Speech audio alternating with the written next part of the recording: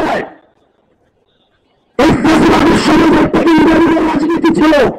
আজকে আমরা দেখছি এই হামলার পরে আমাদের টেকিংবাড়িদের রাজনীতির পুনরাবৃত্তি করার চেষ্টা করা হচ্ছে এবং সেভাবে বিচার বহির্ভূত হত্যাকারীকে চ্যালেঞ্জ করার একটা চেষ্টা করা হয়েছিল। আজকে ঠিক একইভাবে এই বিচার বহির্ভূত হত্যাকারীদের সাথে যারা সম্পৃক্ত তারা আবার এই টেকিংবাড়িদের রাজনীতির মধ্যে তারা সেই ফাঁদে আজকে পা দিচ্ছেন। আমরা আপনাদেরকে বলতে চাই এই টেকিংবাড়িদের রাজনীতির আমরা সমালোচনা করেছি 5ই আগস্ট। এই 5ই আগস্ট পরবর্তীতে আমি বারবার বলছি গর্দান এবং তলোয়ার একসাথে কখনোই থাকতে পারে না।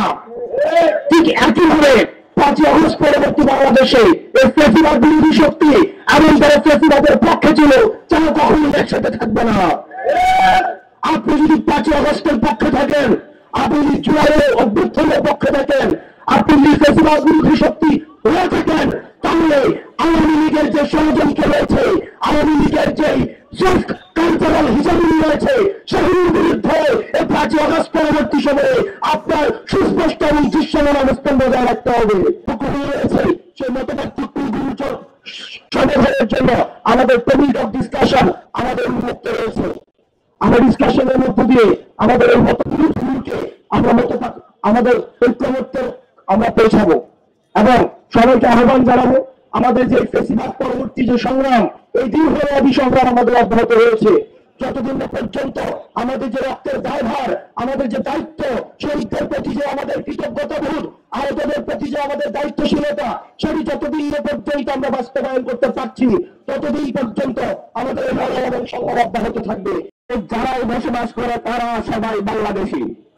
বাংলাদেশী পরিচয়ের বাইরে যারা মুজিববাদী সে বাঙালি জাতীয়তাবাদ প্রতিষ্ঠিত করতে চাই তাদের বিরুদ্ধে আমাদের অবস্থান।